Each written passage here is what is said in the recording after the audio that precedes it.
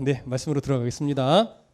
우리가 계속 고린도전서를 강의하면서 지금 2장의 이제 마지막 부분으로 들어왔습니다. 2장의 주된 초점이 뭐였냐면 바울이 사람의 말과 지혜로 내가 복음을 전하려고 한다거나 사람의 세상의 가치 기준으로 사람을 설득하려고 한다거나 그러지 않겠다라고 하는 것이었어요. 왜냐하면 세상의 지혜는 하나님을 알 수 없기 때문에, 세상의 지혜로는 복음을 인정할 수 없기 때문에, 그래서 세상의 지혜를 가진 자들은 복음을 어떻게 본다고요? 십자가의 도를 어리석게도 보고 또 미련하게도 보고, 그렇기 때문에 그런 진리를 바울이 너무나 깊이 깨달았기 때문에 복음을 전하는 부분에 있어서만큼은 세상의 지혜를 인용한다거나 사람의 어떤 설득력을 가지고 승부를 걸려고 한다거나 이러지 않고 오직 뭐만 의지해요? 성령의 임재, 그 원색적인 복음 가운데 역사하시는 성령의 능력만을 의지해서 내가 복음을 전하겠다, 이것은 놓치지 않겠다. 그래서 계속해서 강조해오고 있었던 것입니다. 그런데 그 성령의 능력을 의지하는 가장 중요한 이유가 뭐였냐면 성령 하나님만이 성부 하나님의 모든 계획과 의도를 정확하게 아시는 분이기 때문에, 그래서 그분 성령 하나님께 모든 것을 의지해서 복음을 전하고 성도들을 교훈하고 말씀을 이끌어가겠다, 그 얘기를 바울은 계속해서 하고 있었습니다. 오늘은 이제 그 주장의 마지막 결론부에 들어가는 겁니다. 먼저 13절을 다 같이 읽어볼까요? 13절 시작. 우리가 이것을 말하거니와 사람의 지혜가 가르친 말로 아니하고 오직 성령께서 가르치신 것으로 하나니 영적인 일은 영적인 것으로 분별하느니라. 자, 앞부분을 먼저 보시면 우리가 이것들을 말하거니와 이렇게 얘기합니다.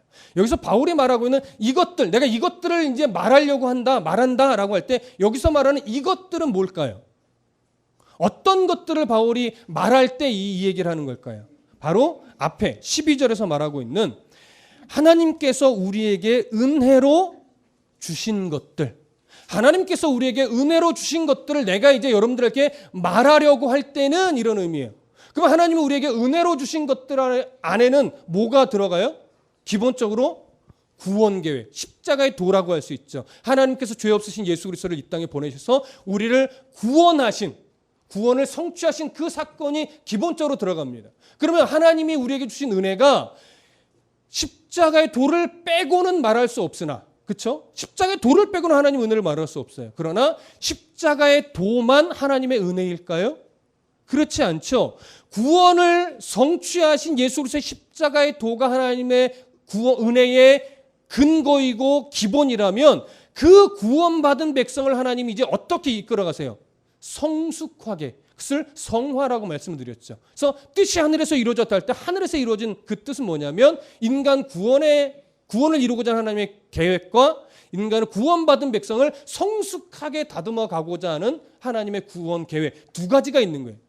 그래서 천국과 지옥을 가르는 구원만을 말하는 것이 아니라 구원받은 자다워지는 성숙의 차원의 구원도 동일하게 들어가는 겁니다.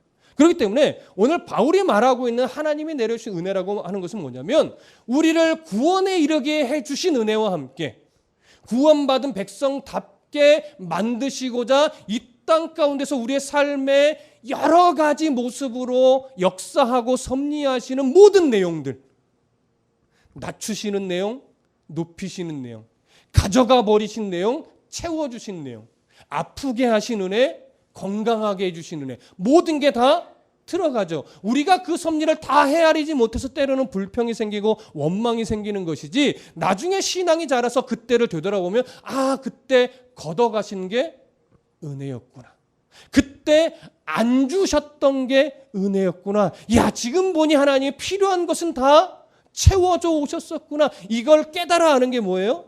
은혜예요. 이런 모든 은혜들을 바울이 말하는 거예요. 내가 이제 말하려고 할 때는, 이 얘기죠. 무슨 말씀인지 이해되세요?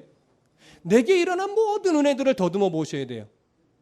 좋은 기억들만 떠올리라는 것이 아니라 힘들었던 기억, 안 좋았던 기억, 원망스러웠던 기억, 근데 너무나 또 감사했던 기억, 예수 그리스도를 만나고 구원의 감격 속에 정말 세상이 모두 날 위해 만들어진 것처럼 여겨졌을 때의 기억마저도 다 떠올려 보는 거예요. 그런 은혜들을 내가 말하려고 할 때는 뭐라고 말하냐면 사람의 지혜가 가르친 말로 아니한다 이렇게 말합니다. 자, 왜 사람의 지혜가 가르친 말로 하나님이 주신 이 은혜들을 말하지 않겠다라고 말하냐면 기본적으로 사람이 가르친 지혜는 하나님의 은혜를 제대로 알 수 없어요. 그 얘기를 하는 거예요. 사람의 지혜라고 하는 것은 뭐냐? 앞에서 말했던 세상의 영과 동일한 의미예요. 세상의 영은 하나님의 가치, 하나님의 은혜를 거절한 세상의 가치 기준을 가지고 바라보는 시선들이 사람이 가르친 지혜란 말이에요. 그게 세상의 영이 여기서 말하는. 그러니까 세상이 가지고 있는 어떤 기준, 그 시선을 가지고 하나님의 은혜를 바라보면 하나님의 은혜를 주신 의도와 이유를 정확하게 알 수 있을까요? 정확하게 알 수 없어요. 어떻게 보게 되냐면 하나님이 부으셨던 부요함만 보게 돼요. 하나님이 허락하셨던 성공적인 스토리만 보게 돼요. 하나님이 끝내 병을 낫게 해주시더라 그것만 보게 돼요. 끝내 우리 자녀가 좋은 대학에 갔더라 그것만 보게 되는 거예요. 내가 끝내 금메달을 땄더라, 인기를 얻었더라, 스타가 됐더라, 예수 믿으니 그렇게 되더라. 잘 보세요. 그것이 그 시각이 뭐냐면 세상의 가치 기준으로 하나님이 주신 은혜들을 바라보면 그것만 보게 돼요. 그러니까 기독교 신앙을 뭘로 동일시하게 돼요? 복 받는 거, 성공하는 거, 승진하는 거, 금메달 따는 거, 스타 되는 것, 좋은 대학 가는 것, 사업이 대박 나는 것. 이렇게만 보게 돼. 그게 바로 세상의 가치 기준으로 교회를 바라보고 하나님의 은혜를 바라보니까 하나님의 의도, 왜 주셨는지에 대한 의도는 다 놓쳐버리고 주셨더라. 이것만 보는 거죠. 그러면 이미 거기서부터 신앙은 뭐예요? 왜곡돼요. 복음은 가치가 없어져요. 그래서 성경 어디에도 기복을 보여주긴 하지만 신앙은 기복주의와 동일시하지 않습니다. 그래서 바울이 말하는 거예요. 내가 하나님의 은혜를 설명할 때는 세상의 가치 기준으로 이야기하지 않겠다 얘기하라는 거예요. 여러분 조심하셔야 될 게 뭐냐면 누누이 말씀드리지만 제가 강단 위에 간증을 잘 안 세우는 이유가 뭐라고 그랬죠? 간증이라고 하는 것은 기존의 교회에서 간증자를 세워서 은혜를 나누려고 할 때 그 간증은 대부분 이거예요. 고난의 시간을 거쳐서 견디다 보니까 끝내 하나님이 이런 복을 주셨어요. 이거죠. 그러니까 동일한 고난을 겪고 있는 자들은 은혜가 되는 거예요. 하나님을 바라보는 것이 아니라 나도 견뎌내면 저런 이따시만한 복을 받게 되겠지. 이걸 뭐처럼 만들어요? 공식처럼 만드는 거예요. 그건 공식이 아니에요. 특별한 경우 그 사람에게 임한 은혜이지 그걸 나도 저런 은혜를 받았으면 좋겠다 이렇게 되는 거죠. 그건 자칫 하나님이 주신 은혜를 세상의 지혜로 말하는 것과 동일시되는 위험 요소가 다분히 많은 거예요. 하나님의 진짜 은혜는요. 때로는 걷어가셨을 때가 더 커요. 근데 간증을 이렇게 걷어갔어요. 하나님의 은혜로 너무 감사해요. 근데 지금도 힘들어요. 아멘 하고 내려가는 간증 보셨어요? 그건 위로가 안 돼요. 왜? 세상의 가치 기준으로 전하고 가치 기준으로 바라볼 때 너무너무 힘들어요. 어려워 죽겠어요. 근데 하나님의 은혜로 말씀을 보니까 견디래요. 그래서 감사함으로 견뎌내고 있는데 여전히 앞이 안 보여요. 감사합니다. 아멘 하고 내려가면 어느 누가 아멘 할렐루야 박수 치겠냐고요. 무슨 말씀인지 이해되세요? 그런데 제가 성경 안에서 발견하는 것은 뭐냐면 고난 중에 은혜를 받고 견디어내니 이만큼 채워주시더라 이 간증보다 진짜 하나님이 기뻐하는 간증은요. 여전히 힘든데 여전히 앞은 안 보이는데 왜 그러죠? 제 마음이 평안하고 왜 그러죠? 제 마음이 기쁨이 식어지질 않고 그 어려움 때문에 내가 이 길을 못 걸어갈 길이 아닌 걸 알게 됐어요. 그래서 여전히 앞은 안 보이는데 지금 힘있게 당당하게 예수 믿는 사람으로서 한 걸음을 걸어내고 있네요. 여러분 이게 진짜 간증 아닐까요? 근데 여러분 뭐가 더 부러우세요? 아멘을 아주 웃으면서 아멘하지만 근데 그런 복을 나는 안 받고 싶은 거죠. 사실. 어느 누가 고난 중에 하나님의 은혜로 감사한데 그 고난이 계속되기를 바라겠어요. 무슨 말씀 이해되세요? 우리는 여전히 무슨 위험에 노출되어 있냐면 알아요. 모르는 게 아니에요. 아는데 이왕이면 나한테만큼은 고난을 견뎌냈더니 이따시만한 걸로 하나님이 채워주시더라. 이런 복만큼은 나한테는 요 복이 왔으면 좋겠는 거예요. 여러분 그게 바로 이미 우리가 세상의 지혜로 하나님의 은혜를 바라보고 있다라고 하는 증거예요. 바울이 괜히 말한 게 아니에요. 근데 바울도 그럴까요? 바울만 그럴까요? 아니, 그러니까 말이 좀 잘못됐다. 우리만 그러겠냐고요. 우리만 그런 위험에 노출돼 있냐고요. 목회자들도 똑같아요. 목회자들도요. 뭐 예를 들어서 뭐 개척교회 성공 세미나 이런 데 가보면 99%가 그거예요. 개척하여 어려운 시간을 견디어냈더니 하나님이 어느 때부턴가 부어주시는데 그냥 성도가 물밀듯처럼 오더라 하면 아멘 하고서 그게 원리가 뭡니까를 막 적기 시작하는 거예요. 이미 목회의 시선도 뭘로 물들어 있어요? 세상의 지혜의 시선과 기준으로 물들어 있어요. 그러니까 자꾸 그렇게 되는 거예요. 10년을 개척하여 열심히 말씀 중심으로 목회했는데 여전히 성도가 10명입니다. 근데 내 마음이 왜 이렇게 기쁘죠? 저는 이 목회가 하나님이 주신 목회라고 생각합니다. 그러면 그렇지. 아멘. 이렇게 반응하지. 아멘. 목사님 비결이 뭐예요? 이렇게 나오는 사람 없어요. 목회 10년 했는데 성도 10명이에요. 누가 비결을 물어봐요? 속으로만 아멘 하는 거지. 목사들도 뭐예요? 똑같이 세상 지혜의 기준으로 목회를 바라보고 있다는 증거예요. 근데 그게 제게 없을까요? 제게도 있기 때문에 자꾸 목회는 그런 게 아닙니다를 제 입으로 꺼내놓는 이유가 뭐냐면 저도 물들지 않고 싶은 거예요. 저도 그런 기준으로 목회를 바라보고 싶지 않은 거예요. 이거는요. 바울이 그냥 하는 말이 아니에요. 모든 이 땅에 예수를 믿는다고 하는 사람들은 이 위험에 다 노출되어 있고 이 위험에 이게 가볍게 이겨낼 수 있는 부분이 아니에요. 굉장히 힘들어요. 그래서 바울이 스스로를 다잡고 강조하는 거예요. 나는 하나님의 은혜를 이야기할 때 여러분들의 귀를 즐겁게 하고 마음을 현혹하려고 세상의 지혜를 근거로 하여 그 기준을 가지고 말하지 않겠습니다. 여러분 제가 여러분들을 이렇게 말하면 막 아멘이 나와요. 기도해 보니 이 중에 간이 안 좋은 분이 3분이 있고 기도해 보니 지금 뭔가 코 쪽에 아픈 사람이 한 3분이 있는데 하나님이 기도하라는 음성을 줍니다. 우리부터 기도합시다. 근데 기도를 막 뜨겁게 눈물 콧물 내면서 하잖아요. 몸이 열이 나잖아. 그럼 왠지 비염이 뚫리는 것 같고 왠지 장기가 건강을 얻은 것 같아. 그럼 제가 가가지고 이제 안차를 시작하니 등을 막 때려가면서 막 아픈 부위가 어디에 막 쿡쿡 쑤셔가면서 그러면 이제 여기가 마비가 돼. 마비가 되니까 고통을 못 느껴. 그러니까 막 낫는 것 같아. 그러면서 여러분들을 막 마음을 휘어잡으려고 해봐요. 이게 하나의 예를 든 거예요. 이런 식으로 여러분들의 어떤 신앙을 자꾸 끌어간다면 저는 지금 뭘 하는 거냐면 하나님의 은혜를 세상의 지혜로 자꾸 여러분들을 세뇌시키는 거예요. 세상적인 시각을 가지고. 그러면 이제 매이게 되죠. 잘못하면. 왜? 목사님한테 기도 받으면 병이 잘 나. 그런 게 어딨어요. 여러분 목사한테 기도 받으면 병이 잘 나요? 그런 거 없죠.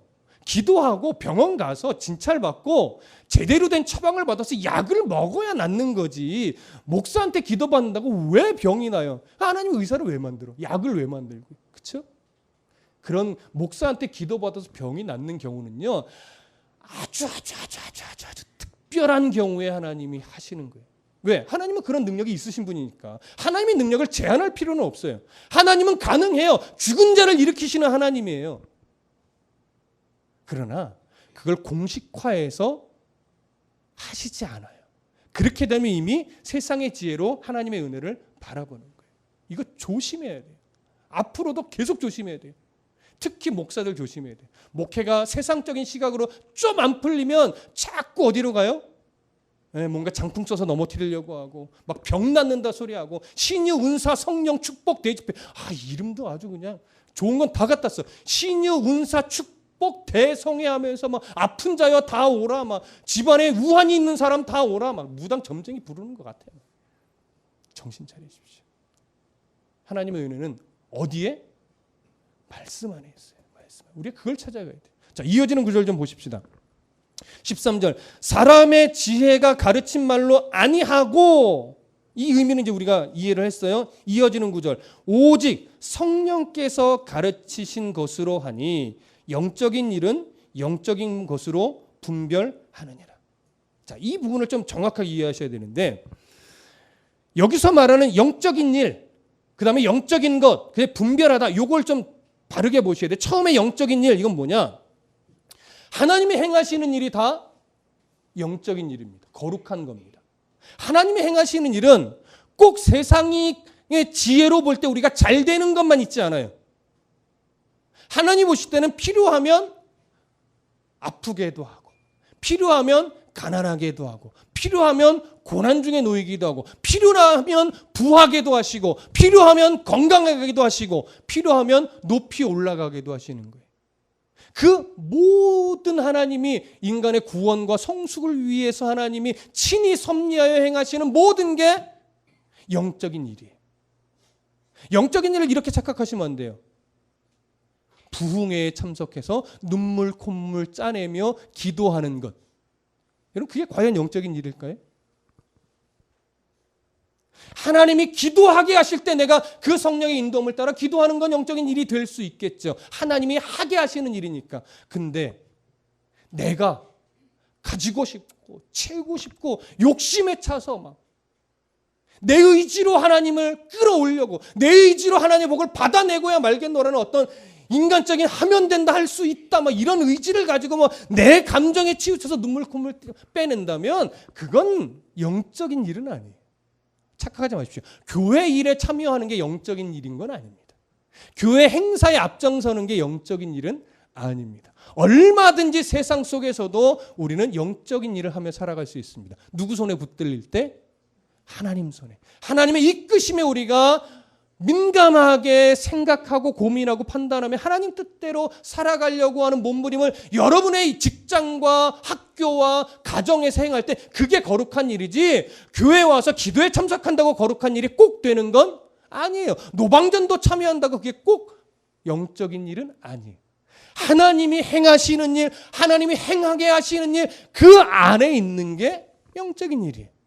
그러면 이 영적인 일은 영적인 것으로 분별한대요. 자, 영적인 건 뭘까? 영적인 것. 영적인 일은 영적인 것으로. 일단 분별이라는 단어 먼저 해결을 하십시다. 여기서 말하는 분별이라는 헬라어 단어는 쉰크리노라고 하는 말입니다. 쉰크리노라고 하는 단어는 분별이라고 하는 차원에서도 번역이 가능해요. 근데 분별은 이게 뭐냐면 A인가 B인가 고민하다가 A가 옳고 해서 A를 분별하여 선택하는, 이게 분별이죠. 근데 여기서는요, 어떤 의미에 사실 더 가깝냐면 설명하다, 해석하다에 조금 더 가까워요. 이 본문 안에서는. 그러니까 영적인 일은 영적인 것으로라야 설명할 수 있다 이거예요. 그러면 영적인 일, 하나님이 행하시는 모든 은혜의 일들은 세상의 기준과 세상의 가치 기준으로 바라보면 제대로 설명할 수 있다고 했어요? 제대로 설명할 수 없다고 했어요? 제대로 설명할 수 없어요. 왜? 바라보는 기준이 다르니까. 그러니까 하나님이 행하시는 일은 무슨 시선으로 봐야 제대로 알고 설명할 수 있느냐면 영적인 것. 여기서 말하는 그래서 영적인 것은 뭐냐? 성령 하나님의 깨닫게 해주시는 은혜. 이 일이 하나님이 이런 의도로 이 일을 허락하신 거구나를 누가 깨닫게 해요? 성령 하나님이 깨닫게 해주신다고요. 그렇게 성령 하나님의 은혜로 깨닫게 돼야 이건 이런 이유일 거야 라고 바르게 설명할 수 있다라고 하는 거예요. 왜 하나님이 물질을 줬을까요? 왜 하나님이 건강을 줬을까요? 교회 행사하면 헌금 많이 하고, 교회 무슨 일 있으면 그 건강 가지고 교회 나가서 열심히 봉사하라고? 전혀 없는 건 아니겠죠. 일부 있어요. 그러나 하나님이 때로는 물질을 주시고 때로는 지혜를 주시고 때로는 건강을 주시는 이유는 뭐냐면 그것을 통해서 결국은 여러분들이 살아가는 그 자리에서 하나님이 어떤 분인지를 드러내라고 하는 것이지, 그래서 그 물질을 어떻게 써야 될지를 알게 되고, 그 지혜를 어떻게 써야 될지를 알게 되고, 그 건강을 어떻게 세상 속에서 믿음의 백성답게 써야 될지를 깨닫게 되는 것, 그래서 그대로 사용하는 것, 이게 성령 하나님이 깨닫게 해주시는 거란 말이에요.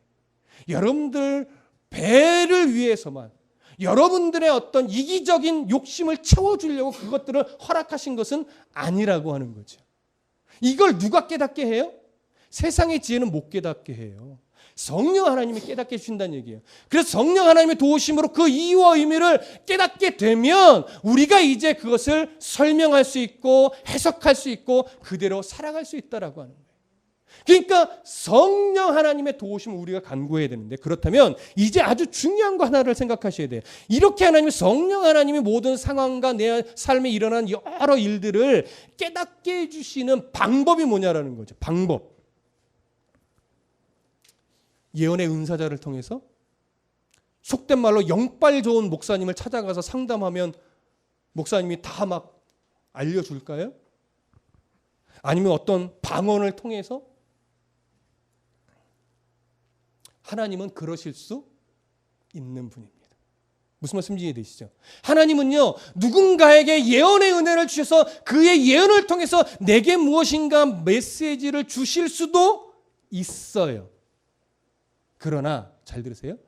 보편적이지 않아요. 다분히 한국 땅에선 더 보편적이지 않습니다. 그런 일은 주로 구약 시대에 가시적인 현상으로 하나님이 일하시는 걸 보여줘야 했던 구약 시대에 주로 많이 일어났던 일이고, 신약 시대에도 초대교회가 세워지는 그때 주로 일어났던 일이고, 오늘날은 주로 아직 말씀이 충분하게 전해지지 않은 선교지에서 주로 일어나는 일이지, 성경이 충분히 보급되고 신학이 발전해서 목회자를 통해서 성경이 바르게 전해질 수 있는 시대의 한국 땅에서는 이제 예언자를 통해서 하나님이 굳이 말씀해 주실 필요가 없단 말이에요. 무슨 말씀 이해되세요? 하나님은 하실 수 있지만 굳이 지금 한국 땅에서는 필요가 없다는 얘기지. 그러니까 하나님이 우리의 삶에 일어난 모든 상황과 형편들이 어떤 의도일까를 오늘날 우리에게 보여주시는 방법은 말씀을 통해서요. 말씀을 바르게 해석하고 말씀을 바르게 배워서 그 말씀을 내 삶에 바르게 적용하다 보면, 아, 이래서였구나. 아, 이건 이거였구나. 이걸 말씀을 근거로 뭐 하는 거예요? 배워가는 거예요. 그것이 인생의 굴곡을 통해서 한 번 확인되고 또 쭉 내려져 갔다가 또 인생의 과정 속에 또 한 번 확인되고 또 나락으로 떨어졌다가 또 인생 속에 또 한 번 확인되는 과정을 통해서 그게 진짜 뭐예요? 이제 내 신앙 고백이 되고 내 신앙이 돼서 이제는 어떤 상황과 어떤 형편이 내 인생 속에서 벌어진다 할지라도 그 모든 상황들을 무슨 시선으로 봐요? 성경을 통해 배워왔던, 확신에 거했던 그 시선으로 이제 바라보니까 이제는 왜곡되게 안 보는 거죠. 이제는 확실하게 아는 거죠. 그래서 누누이 말씀드리지만 어른들이 그래서 나도 살아보니 이건 이렇더라. 믿음 안에서 말씀을 근거로 해주는 이 말씀은 청년들이 잘 귀담아야 돼요. 여러분들이 아직 인생의 굴곡을 몇 번 덜 겪어서 아직 잘 모르는 거예요. 기도하는 어른이라면, 말씀을 바르게 가르치고 있는 목회자의 조언이라면, 말씀을 많이 인생 속에서 경험하고 배워서 지금 말씀 앞에 다듬어져 있는 어른들의 조언이라면 청년들은 한 번 더 뭐예요? 새겨들어야 돼요. 아, 왜 그렇게 말씀하셨을까? 100% 수용이 안 되겠죠. 그러나 고민해봐야 돼요. 왜 그렇게 말씀하셨을까? 왜 그게 중요하지 않다고 말했을까? 지금 내 앞에 있는 이 문제는 너무나 중요한데 왜 그 권사님은, 왜 엄마는, 왜 목사님은 그거 야 너 살아봐라 별로 중요하지 않더라. 왜 그 얘기를 하셨을까? 고민해봐야 된다는 거예요. 왜? 그분들은 말씀을 근거로 성령의 조명하에 주시는 인생의 경험을 근거로 말씀해 주시는 거예요. 그래서 설명할 수 있다라고 하는 거예요. 그래서 보여줄 수 있다라고 하는 거예요. 그래서 느끼게 해줄 수 있다라고 하는 거예요. 바울은 2차례에 걸친 전도 여행 속에서 수많은 죽음의 위기와 도망의 위기와 감옥에 갇히는 경험들, 이런 경험들 속에서 성령 하나님이 어떻게 인도하셨는가를 가슴으로 느끼다 보니까 아는 거예요. 그래서 오늘 다시 13절로 돌아가서 말하는 거예요. 우리가 하나님 주신 은혜들을 내가 이제는 말할 때 세상의 시선과 세상의 기준으로 이제는 절대 말하지 않는다. 왜냐하면 성령께서 깨닫게 해주신 그 은혜를 가지고 하나님이 하신 일들은 그 성령이 깨닫게 해주신 걸 근거로만이 내가 설명을 할 것이다. 그래야만 바르게 알려줄 수 있다. 그거죠. 저 또한 제가 강단에 서서 하나님 앞에 계속 몸부림치는 게 뭐냐면 제 감정과 제 고집과 제 욕심으로 성경을 자의적으로 해석해서 전하는 것이 아니라 하나님이 어떤 의도로 이 구절을 이렇게 썼는지를 고민하고 자료를 조사하고 바르게 해석하는 기준을 잡고서 이게 진짜 이런 의도의 내용이구나를 확인한 후에 그 은혜를 가지고 전해 드리려고 몸부림치는 거예요. 저도 바울처럼 똑같아요. 하나님의 말씀을 가르침에 있어서 사람의 지혜로 하지 아니하고 성령이 깨닫게 해주시는 은혜를 따라 가르치고자 합니다. 설명해 드리려고 합니다. 해석해 드리려고 합니다. 바울의 이 자세가 지금 아직은 제 속에도 있습니다. 그래서 기도해 주시라는 겁니다. 이 기준을, 이 속에 바울 같은 이 자세를 잃어버리지 않은 목사 되도록. 무슨 말씀 이해되시죠? 다음 구절로 넘어가 볼게요. 14절 함께 읽습니다. 14절 시작. 육에 속한 사람은 하나님의 성령의 일들을 받지 아니하나니 이는 그것들이 그에게는 어리석게 보임이요 또 그는 그것들을 알 수도 없나니 그러한 일은 영적으로 분별되기 때문이라. 13절을 다시 풀어서 설명하는 겁니다. 14절 다시 보세요. 육에 속한 사람은 누구일까요? 육에 속한 사람. 15절에 보면 신령한 자는 이렇게 나와 있거든요. 이 신령한 자와 대조되는 자일 거예요. 육에 속한 자. 그리고 육에 속한 자는 13절과 비교해 보면 사람의 지혜를 근거로 하고 있는 자. 이런 자가 뭐예요? 육에 속한 사람이에요. 이런 사람은 하나님의 성령의 일들을 받지 아니한대요. 당연하죠. 왜 받지 않아요? 그들이 자기 기준으로 하나님이 행하신 일들을 바라보면 그 하나님의 기준으로 살아가는 사람들이 행하는 모든 흔적들이 뭐처럼 보여요. 아이고 왜 그렇게 살아? 이 어리석은 사람아 이렇게 반응한 거예요. 왜 그렇게 살아? 재미없게 이렇게 바라보는 거예요. 꼭 그렇게 살아야 돼? 세상을 좀 즐기자고 돈을 왜 버는 거야? 막 이렇게 나가겠죠. 그들이 말하는 모든 조언은 뭐예요? 세상의 기준이에요. 왜 우리가 이해하며 살아가려고 하는지, 왜 우리가 용납하며 살아가려고 하는지, 왜 우리가 가능하면 물질을 꽁꽁 쥐어싸지 않고 형제를 돕고 때로는 어려운 사람을 돕기도 하고 때로는 교회에서 하나님 말씀을 보면 이 황금 같은 시간에 놀러 가지 않고 왜 예배하여 말씀의 자리에 나오고 있는지 그들은 이해를 못한단 말이에요. 어리석게 보고 미련하고 어처구니 없이 본단 말이죠. 그게 바로 14절의 이야기예요. 어리석게 보임이요 또는 또 그는 그것들을 알 수도 없다. 그렇기 때문이라는 거죠. 알 수 없어요. 그래서 그러한 일은 십자가의 가치를 가지고 살아가는 삶은 영적으로, 이 영적은 뭐겠습니까? 성령의 도우심으로 영적으로라야 뭐하기 때문에 분별되기 때문이다라고 하는 거죠. 영적으로. 여기 분별이라고 하는 것은 앞에서 분별은 헬라어로 뭐라고 그랬죠? 쉰크리노. 여기서의 분별은 조금 단어를 씁니다. 비슷하지만 조금 다른 단어. 아나크리노라는 단어를 씁니다. 이것은 똑같이 분별이라고 하는 말로도 번역이 가능하나 앞에 쉰크리노는 설명하다 쪽의 의미가 조금 더 치우쳐 있다면 여기서는 판단하다라는 쪽에 조금 더 치우쳐 있습니다. 그들은 이해 못한다. 누구만이 이해할 수 있다? 성령의 도우심을 받고 있는 자만이 왜 저들이 저렇게 살아가는지 뭐 할 수 있다? 판단할 수 있기 때문이다. 우리가 예전에는 예수 믿기 전에는 저 사람들은 어떻게 저렇게 살아? 술도 안 마시고 무슨 재미로 살아? 여행도 잘 안 가고 무슨 재미로 살아? 휴가 때문에 맨날 수련회 때문에 애들하고 어디 가야 된다며 무슨 재미로 살아? 이렇게 이해가 안 되는 거죠. 그러나 성령의 은혜를 체험했던 사람들은 그렇게 살아가는 이유를 아니까 그게 이상해 보이지 않아요. 오히려 참 놀라운 헌신처럼 보이고 하나님 앞에 순전한 모습처럼 보이고 참 애쓴다. 정말 예수 믿는 자처럼 살려가려고 참 애쓰는구나. 응원할게요. 이렇게 보이는 거죠. 그게 바로 성령의 도우심을 입은 자이기 때문에 그렇게 판단할 수 있는 겁니다. 그래서 여기서 분별은 판단이에요. 자, 그러면 이제 15절로 넘어가 볼게요. 15절 함께 읽습니다. 시작. 신령한 자는 모든 것을 판단하나 자기는 아무에게도 판단을 받지 아니하느니라. 저를 보세요. 굉장히 중요해요. 이제 이 말을 오해하시면 안 돼요. 15절 다시. 신령한 자는 모든 것을 판단해요. 여기서 신령한 자는 누구라고요? 예수 그리스도를 믿고 있고 성령의 인도를 따라 민감하게 성령의 도우심을 구하며 살아가려고 애쓰는 우리들이에요. 우리들. 근데 우리들은 우리들은 모든 걸 다 판단한대요. 여기까지는 그렇다 쳐요. 근데 뒤에 뭐라고 말해요?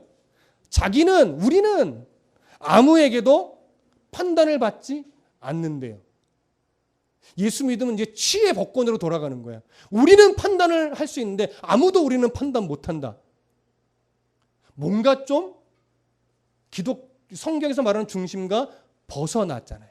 근데 은근히 이걸 이런 식으로 이렇게 설명하는 분이 있어요. 여러분, 우리는 세상을 판단할 수 있지만 세상은 우리를 판단 못해요. 자신 있게 살아가십시오. 이런 식의 의미는 아닙니다. 여기서 말하는 신령한 자는 누구에게 속한 자예요?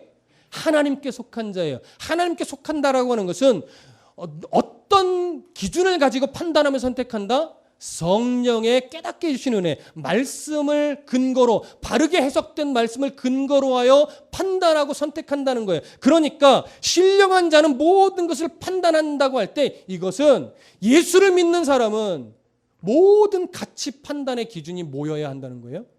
성령 하나님의 말씀을 바르게 깨닫는 것에서부터 출발한다는 의미이지 우리의 무슨 세상과는 다른 특별한 권리 이걸 말하는 건 아닙니다.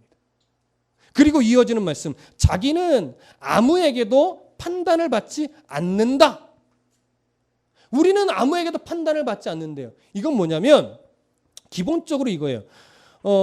육에 속한 사람은 신령한 사람들, 우리 같은 예수 믿는 사람들이 살아가는 이 모습을 제대로 판단할 수 있다 없다? 제대로 판단할 수 없다. 앞에서 했던 내용 그대로예요. 제대로 판단할 수 없다라고 하는 게 또 하나 있어요. 육에 속한 사람, 예수 믿는 사람들이 성령의 가치를 가지고 십자가의 가치를 가지고 살아가는 그 부분을 제대로 이해하지 못하는 세상의 사람들은 그렇게 성령이 이끌어가는 성도들의 삶을 사실은 판단할 어떤 가치가 있다 없다? 자격이, 그들에게는 성령이 인도하는 성도의 삶을 판단하고 가치를 매길 자격이 있다 없다? 없다 이거예요. 자격이 없다. 이건 우리만이 아는 거지. 야, 너는 우리를 판단할 자격이 없어. 이렇게 세상에 대고 말하라는 건 아니에요. 그들에겐 자격이 없어요. 그러나 그럼에도 불구하고 여전히 세상은 교회를 판단하고 있고 목사들을 판단하고 있고 성도를 판단하고 있습니다. 그래서는 안 되는데, 자격이 없는데. 근데 그게 문제긴 하죠. 더 큰 문제가 있어요. 그들이 자기들의 기준을 가지고 교회를 판단하고 목사를 판단하고 성도들을 판단하는 게 문제이지만 더 큰 문제가 있어요. 그게 뭐냐면 그들이 자기 기준으로 교회를, 목회자를, 성도를 이렇게 비하하듯이 판단하게 되는 빌미를 속상하게도 누가 제공해요? 교회가 제공하고 있어요. 속상하게도 목사들이 제공하고 있다고요. 속상하게도 성도들이 제공하고 있다고요. 그게 더 큰 문제예요. 세상에 교회를 욕하고 있어. 이거 문제야. 그것도 문제지만 더 큰 문제는 교회가 빌미를 제공하고 있다니까요. 목사를 욕하는 세상도 문제지만 그들에게 정말 이렇게 목사를 욕할 만한 빌미를 목사들이 제공했단 말이에요. 그래서 그들을 왜 우리를 판단해라고 손가락질하기 전에 교회가 다시금 빨리 교회다움을 회복해야 되고 목사들이 빨리 먼저 목사다움을 회복해야 되고 성도가 빨리 성도다움을 회복해야 그들 앞에 우리가 당당한 교회가 될 수 있고 당당한 목사가 될 수 있고 당당한 성도가 될 수 있는 겁니다. 이 노력은 안 하고 이 노력을 게으리 하고 있다면 우리는 세상이 왜 우리를 판단하는 거야 라고 말할 자격이 우리도 사실은 없는 거예요. 그래서 우리만큼은 이 노력에 최선을 다해야 합니다. 내가 그 역할에, 내가 성도다움을 회복하는 이 일에 최선을 다하지 못하고 있다면 그 부분은 회개해야 돼요. 하나님 앞에 하나님 내가 구원받은 백성으로서의 이 삶의 모습이 이번 한 주 동안 해이해졌습니다. 함부로 말하고 함부로 행동하고 하나님 용서해 주십시오. 어느 누가 나를 보면서 예수 믿는 사람은 다르구나라고 말할 수 있었겠습니까? 어찌 보면 나를 보고 누군가는 예수 믿는 자들도 똑같아라고 또 손가락질했을지 모르겠습니다. 이런 제 모습을 회개하오니 용서하여 주시고 이제 또 한 주는 그런 실수 범하지 않도록 성도다움을 회복할 수 있는 한 주가 되게 해주십시오 라고 간구해야 돼요. 요즘 페이스북에 분당의 큰 교회 목사님이 이런 선언을 하셨습니다. 수만 명 모이는 교회인데 그 목사님이 이제는 대형 교회를 포기하겠다 선언하셨어요. 650억을 주고 샀던 교육관을 이제 세상에 환원하고 수년 안에 이제 단계별로 해서 현재 4분의 1로 줄이겠다 교세를. 그래서 다 다른 교회로 작은 교회로 분립을 하거나 보내겠다. 그리고 내가 이 약속을 지키려고 노력하겠다라고 아예 공식적으로 선언을 하셨어요. 그러다 보니까 깨어있는 수많은 목사님들이 목사님 그 말씀 존경합니다. 근데 말로만 하지 마시고 꼭 실천에 옮겨주셔서 우리 후배 목회자들에게 본이 되어 주십시오. 모델이 되어 주십시오. 이런 댓글들이 올라와요. 저도 그 글을 읽으면서 제발 목사님 그 하신 순전한 말씀 그대로 꼭 실천에 옮기셔서 우리 후배 목사들이 그러한 중심, 이 시대에 대형교회가 틀린 건 아니에요. 그러나 지금 이 시대에는 그러한 중심이 필요한 시대예요. 너무나 세상 속에 어그러진 모습을 많이 보였기 때문에. 그래서 우리들이 본을 받고 수많은 후배 목회자들이 그 중심을 그대로 배워서 이제는 교회다운 교회 회복할 수 있는 모델이 꼭 되어주십시오라고 마음으로 기도했어요. 여러분 생각날 때마다 그 목사님 인터넷 검색하면 바로 나올 거예요. 그 목사님 꼭 그 약속 지켜낼 수 있도록. 그래서 이 세상 속에 교회는 다르다. 너희들이 바라보는 그 가치 기준과 사실은 다른 가치를 가지고 살아가고 있다를 보여줄 수 있도록. 그리고 우리가 본받을 수 있도록 여러분 꼭 기도해 주십시오. 마지막 16절 보겠습니다. 함께 읽습니다. 시작. 누가 주의 마음을 알아서 가르치겠느냐. 그러나 우리가 그리스도의 마음을 가졌느니라. 바울의 눈물 섞인 호소를 보셔야 돼요. 바울이 말해요. 누가 주의 마음을 알아서 주를 가르치겠느냐. 이건 뭔 말이냐면 누가 이 주님의 깊고 절절한 이 눈물 섞인 하나님의 마음을 깨달아 알아서 삶으로 삶의 흔적으로 예수 그리스도가 이런 분이다. 성도는 이렇게 사는 것이다. 라고 세상 속에서 보여줄 수 있는 자가 있겠느냐라고 하는 거죠. 바울이 왜 이렇게 호소해요? 지금 고린도 교회는 내가 영적인 자요라고 어깨에 힘을 주는 자는 있는데 정말로 신령한 자처럼 살아가는 자는 없는 거예요. 신령한 자다 말하는데 육에 속한 자처럼 말하고 행동하는 모습이 지금 있는 거예요. 그래서 어떻게 해요? 파당을 나누고 그래서 논쟁하고 분열하고 다투고 있는 이런 모습을 바울이 지금 한탄하고 있는 거죠. 근데 그래서 바울이 한탄만 하고 있는 것이 아니라 이렇게 얘기해요. 그러나 우리가 그리스도의 마음을 가졌느니라. 바울은 희망을 얘기합니다. 내가 이렇게 속상하고 눈물을 흘리고 있지만 그래도 내가 가능성을 보는 이유는 너희 안에 너희를 포기하지 않으시는 누가 있기 때문에 그리스도의 마음이 있기 때문에 나는 그 하나님을 믿는다 이거예요. 그래서 이렇게 복음을 근거로 십자가를 바르게 증거하면 그 너희들도 다시 그리스도의 마음으로 돌아올 줄 내가 믿는다라고 하는 거죠. 저도 마찬가지입니다. 그리스도의 마음이 제 안에 아직 있습니다. 여러분들 안에 있습니다. 하나님이 그 마음을 절대 빼어가거나 변개시키지 않습니다. 그래서 이 말씀이 바르게 증거되어졌다면 그리고 여러분들이 아멘으로 이 말씀 받았다면 아마 또 이번 한 주는 저번 주와는 조금 더 다르게 그리스도인으로 여러분 살아내실 줄로 믿습니다. 그 은혜와 그 용기와 그 힘이 또 한 주의 흔적 속에 가득 배어나기를 소원합니다. 기도하겠습니다.